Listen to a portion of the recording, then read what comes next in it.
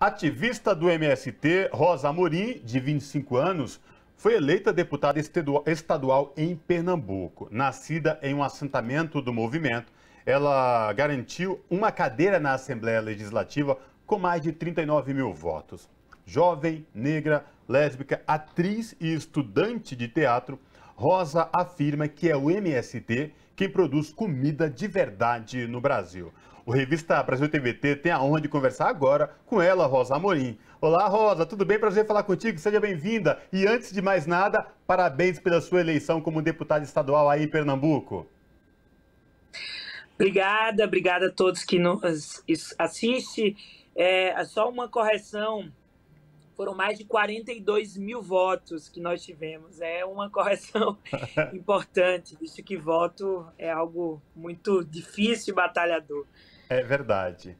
Rosa, fala pra gente desse processo. Você é uma mulher jovem, 25 anos, negra, forjada no movimento, no MST, agora eleita deputada estadual. Como é que vai ser a tua expectativa de trabalho legislativo com os movimentos sociais? Queria te ouvir sobre essa questão, Rosa. Primeiro que para nós é uma grande vitória, um passo a mais que a gente dá na luta pela democracia no nosso país. O Movimento Sem Terra decidiu, depois de 38 anos, lançar candidaturas em todo o Brasil. Nós lançamos 15 candidaturas para disputar diferentes cargos, um Congresso Nacional ou Assembleias Legislativas, e nós saímos muito vitoriosos desse processo. Então, foram 7 ao todos eleitos, 3 federais, 4 estaduais, uma bancada da reforma agrária, do Movimento Sem Terra, que vem forte e atuante nesse próximo período. E diz desse desafio do MST, nós que somos o maior movimento de luta social, de luta pela terra, de resistência no Brasil, nesse momento achamos que devemos sim ocupar esses espaços de decisão, mas sem perder a essência da organização. O nosso movimento é um movimento autônomo, um movimento que caminha sem o Partido dos Trabalhadores, mas com uma relação que é histórica, uma relação que nasce desde que o PT nasceu, o MST nasceu junto, e nós não vamos perder a nossa organização em detrimento de um espaço institucional. A ideia é que as duas coisas elas caminhem de forma combinada e seja potencializada, né? Que o nosso espaço dentro da institucionalidade possa fortalecer a nossa luta e que a nossa luta possa pressionar as instituições para fazer elas caminharem. Rosa, você disse nesse momento sobre a pauta da reforma agrária, que é uma pauta histórica do movimento dos trabalhadores e trabalhadoras sem terra, mas durante a sua campanha você trouxe outras pautas importantes também para o debate e que eu quero te perguntar agora qual a expectativa de levar essa pauta da educação, da garantia dos direitos da mulher e contra a violência contra a mulher, dos direitos da comunidade LGBTQIA+. Como você entende que vai ser esse processo agora aí na Assembleia Legislativa de Pernambuco? Bom, há um tempo já, há mais de 10 anos que o MST vem reformulando sua concepção de reforma agrária. Nós falamos que nós queremos uma reforma agrária popular para o Brasil. Isso quer dizer que a nossa luta não é só por a ocupação da terra, pela democratização do acesso à terra. A nossa luta é muito maior que isso, é um projeto de transformação da sociedade. Portanto, lutar por reforma agrária é lutar por educação, é lutar por saúde, é lutar por infraestrutura, é lutar por reforma urbana, e cada vez mais a nossa luta pela terra também é a luta da cidade. E a maior síntese que nós encontramos nesse espaço é que se o campo não planta, a cidade não se alimenta, a cidade não janta. Portanto, há uma relação de interdependência da cidade. E o MST disse, se a gente quer se lançar na política, a gente também quer renovar. Portanto, várias dessas candidaturas que o MST lançou, e aqui em especial em Pernambuco, são jovens, mulheres, eu sou uma mulher, né, LGBT. Então, naturalmente, essas pautas também são prioridades. Eu não vou atuar na Alep apenas com a bandeira da reforma agrária. Eu que grande parte da minha vida na militância atuei na União Nacional dos Estudantes, junto à pauta da educação, a pauta da luta contra o racismo, a participação das mulheres na política. Então, essas pautas vêm junto com a pauta para nós da reforma agrária, não é algo distante, é algo entrelaçado. Rosa, vamos falar um pouco aí do estado de Pernambuco, mas precisamente do Nordeste, né? Segundo turno acirrado, né? Duas candidaturas aí, ex-presidente Lula, que é candidato à presidência, Jair Bolsonaro presidente, candidato à reeleição. Eu queria te ouvir, como é que está essa questão aí na região Nordeste, Pernambuco? O ex-presidente Lula esteve aí em Pernambuco recentemente. Queria que você trouxesse para a gente como é que está o ânimo dos nordestinos, dos pernambucanos, com essa eleição agora no segundo turno. Bom, aqui em Pernambuco, o Lula ele alcançou mais de 65%, né, do eleitorado e sai muito vitorioso nesse primeiro turno. Tanto que Bolsonaro tirou grande parte do seu tempo para atacar o povo nordestino depois do resultado do primeiro turno das urnas. E o Lula vem vindo e tendo uma estratégia de vir muito ao Nordeste. Fez várias caminhadas expressivas, caminhadas acho que históricas, né? Todas as cidades que receberam Lula foi deflagrado feriado, porque paralisou a cidade, as pessoas se comoveram para ir ver o presidente e participar desse momento. Então, a nossa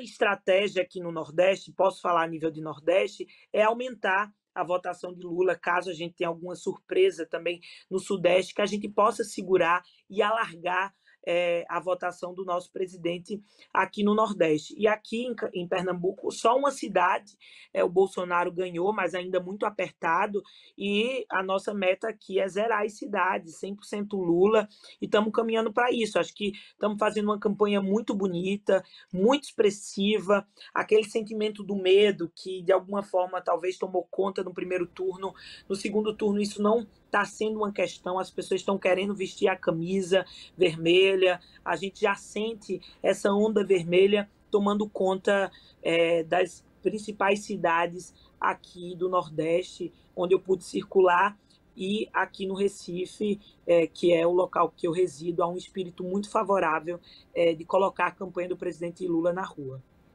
Rosa, não posso deixar de perguntar também sobre a repercussão aí na região, no Nordeste, em Pernambuco, Recife, sobre as declarações dos bolsonaristas e do próprio Bolsonaro sobre a votação que Lula teve aí na região, declarações xenófobas, preconceituosas contra a população do Nordeste, discriminando de uma forma assim atroz.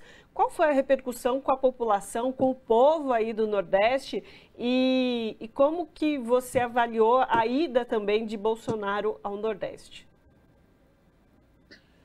Bom, primeiro que o que Bolsonaro alega no seu discurso, isso foi falado pela boca do próprio presidente, é que as pessoas no Nordeste votam em Lula porque são analfabetas, né? E, na verdade, a gente diz que é o contrário disso. O povo reconhece Lula como um presidente porque foi o cara que mais fez pela nossa região. Ampliou o nível de universidades, inclusive ao contrário, rebatendo do discurso do analfabetismo. Os governos do PT foram responsáveis, né, pela alfabetização do povo no Nordeste, pela criação de universidades, por diversos programas de assistência ao povo do campo, pelo desenvolvimento, pela criação de indústrias, pela geração de emprego e renda.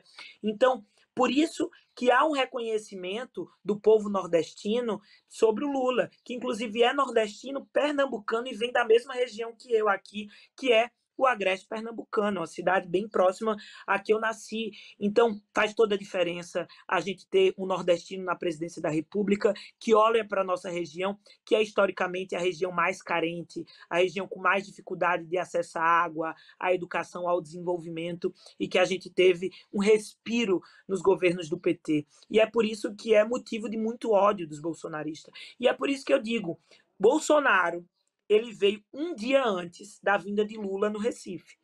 E foi um ato inexpressivo, um ato super pequeno, não levou ninguém para a rua, uma vergonha ao governo Bolsonaro. E um dia depois, Lula veio e inundou, avermelhou as pontes, as ruas do Recife, mostrando a discrepância e o reconhecimento que a população de Pernambuco, do Recife, tem aos diferentes presidentes. Isso eu não preciso nem falar. As imagens mesmo mostram.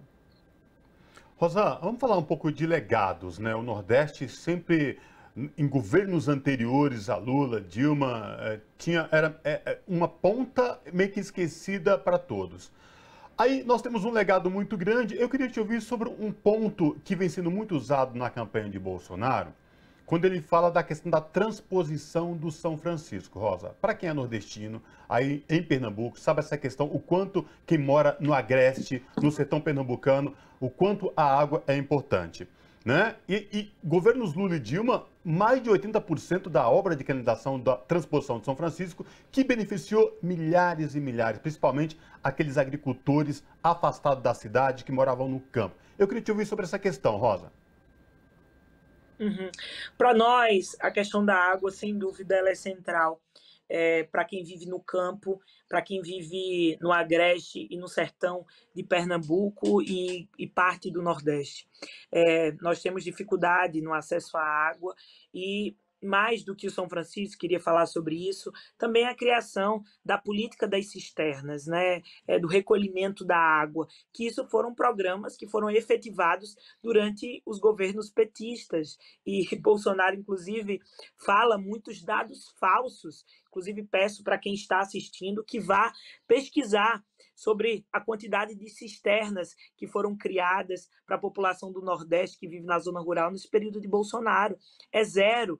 E ele fica querendo, né, pela inauguração, colocar a obra de São Francisco nas suas costas.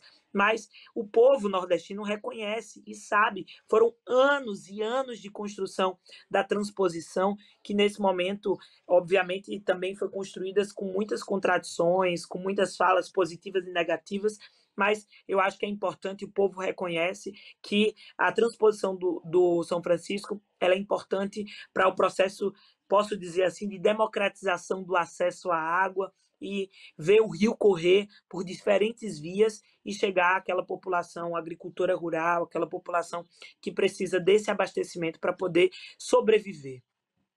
Uhum. Rosa, falando agora desse processo, agora segundo turno, nós temos uma semana até o pleito desse segundo turno, dia 30. Qual a sua expectativa dessa semana? O que você espera dela? Como você acredita que vai ser? Sua avaliação para essa semana futura que a gente vai ter de segundo turno de eleições? Bom, eu acho que nós estamos vivendo um segundo turno muito polarizado.